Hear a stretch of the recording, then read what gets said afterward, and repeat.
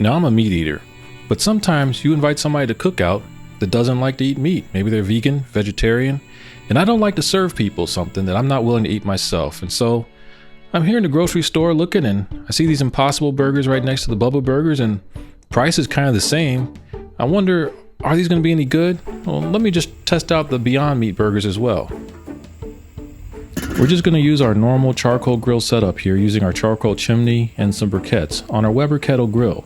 So let's go ahead and get that going. You know, one of the things that people, might mistake or think is that, hey, because I'm eating this plant-based burger, it's actually healthy for me or something like that. I mean, don't get me wrong, it's got lower calories and lower fat grams in the Bubba burger, and protein's a little bit lighter too, but 14 grams of fat's nothing to sneeze at, and 230 calories when you think you're eating something that's relatively healthy, you've got to eat that in moderation.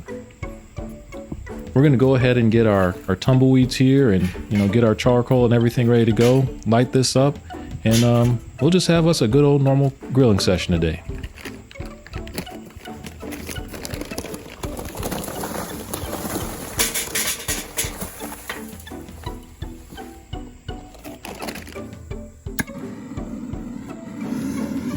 The grill torch is overkill for this step. I just couldn't find my normal lighter in time to shoot the video. For seasoning, I'm using McCormick's Montreal steak seasoning. This thing's pretty good, and I guess a lot of the sites say just to use salt and pepper, and so when I'm cooking burgers and not trying to do anything special or fancy, but just trying to get a good burger flavor, that Montreal steak seasoning does a job really well, and so hopefully it works on this plant-based burger as well. One of the interesting things, and when you use charcoal that you haven't used in a long time, you get this really, this stuff is smoking pretty hard. And my neighbors are probably thinking I don't know what I'm doing. But then, gradually over time, it cools, it actually heats up and all those impurities burn off. And so what you're left with is the good stuff. And then once the coals are grayed over pretty good, we're going to go ahead and dump that over into our charcoal grill. As I like to do, I'm using a 2-zone setup today, the hot side and the cold side of the grill. This really helps in terms of managing things, and especially because I'm only cooking 4 patties a day, so it's not like I need a ton of space. I'm just going to use this hot side to get things going, and then move it over to the cool side when I want to warm things up, but not have it directly over the flame. These are Impossible patties. I got these frozen. And man, they're frozen hard, round disc. They're cut to perfection. But what I'm going to do here is I'm actually going to leave this a little bit off of the flame when I put them on, so that they kind of get up a little bit in temperature, just to soften them up some, so that I can put a little bit of seasoning on there, and that seasoning can stick. That way, when I flip it over, all my seasoning is not going to drop off into the fire. So I'm just going to let that sit there for about a minute or so, and then we'll flip it over. Yep, a minute's passed, so we'll just go ahead and flip these little guys over now.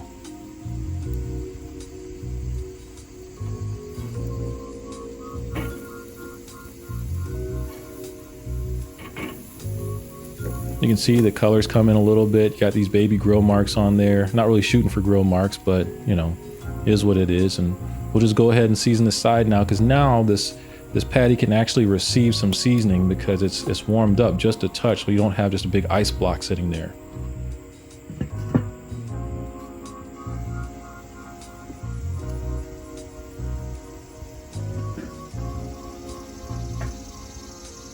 After another minute, I'm just going to go ahead and move these patties right over the flame. So the Impossible patties are going over the flame because, even though they're probably got a little bit of frozenness still on the inside, it's time to get them over some direct heat so that we can get this whole thing heated up.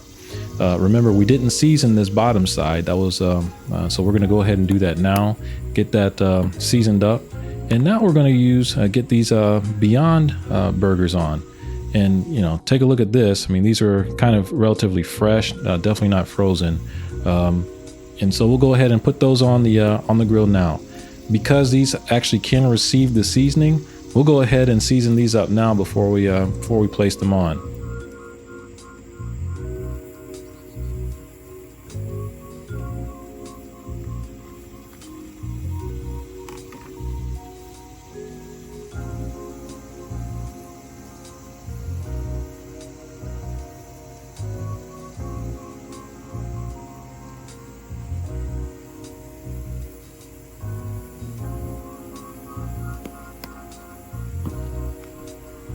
And now it's just traditional grilling.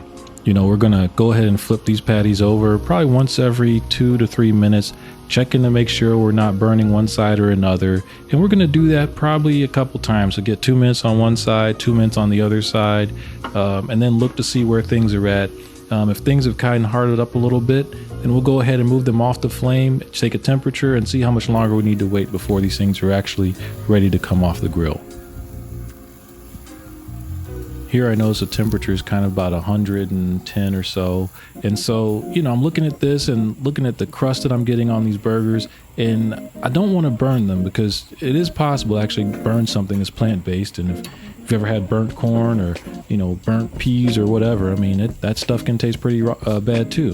So I'm going to go ahead and just, check to make sure I'm not getting too much of a scald. And now I'm just going to move these things off flame and allow them to just come up to that 160 degree temperature that the label said we should cook it to.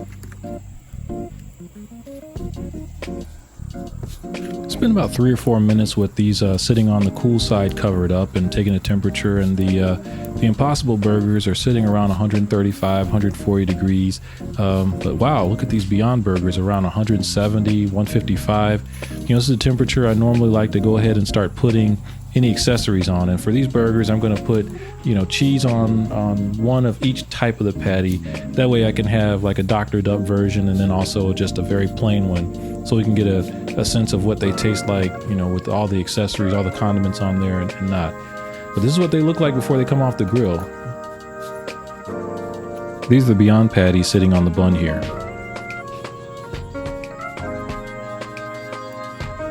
And now we'll just pull these Impossible Burgers off the grill as well.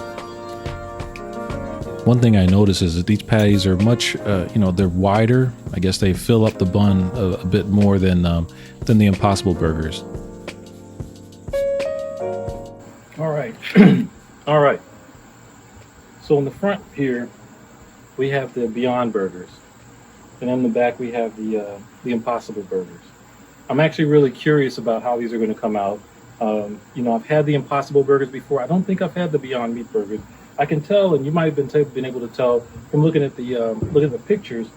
The Beyond Burgers came out a little bit thicker, but the color on these Impossible Burgers much more red. Everything. Same fire, same everything. One was on one side, one was the other, but basically same cooking conditions. But these guys came out a lot more red than these guys.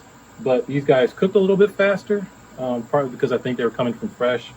And then also they're just a little bit thicker. So let's go ahead and give this a try.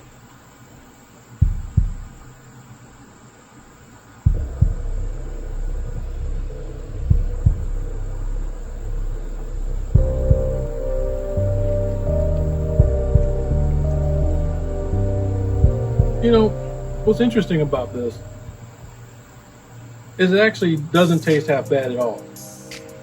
Am I saying it's the best hamburger I've ever had? No. But it's very passable. Like, I've gone to many cafeterias, had the little hamburger special at my school cafeteria or whatever, and this tastes, if not the same, maybe better than that hamburger, lunchline cafeteria. If I'm giving this to my guests at the house, this Beyond Burger is actually pretty good. Now, granted, I went the vegetarian route, not the vegan route, because on this burger I have some cheese, ketchup, mustard on it. My vegan buddies might want to try just plain and simple with only white bread. And so if they can't eat bread, then that's another problem. But this one has absolutely nothing on it, it's just the burger. So let's see how this one goes.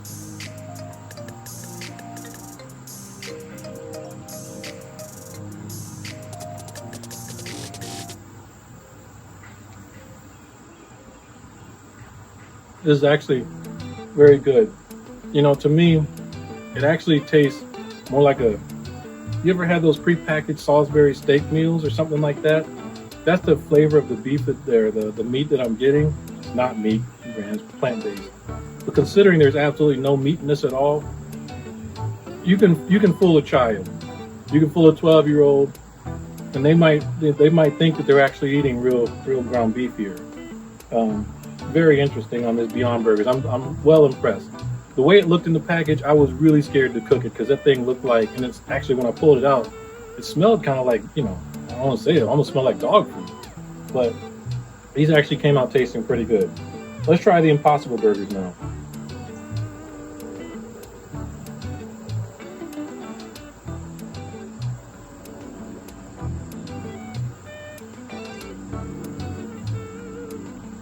Taste is there.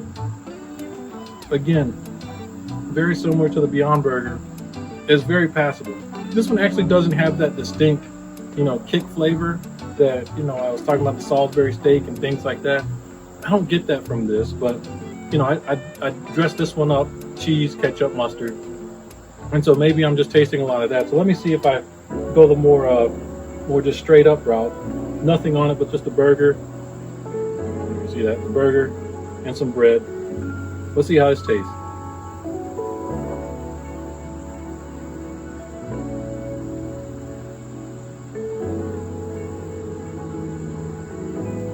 All very passable.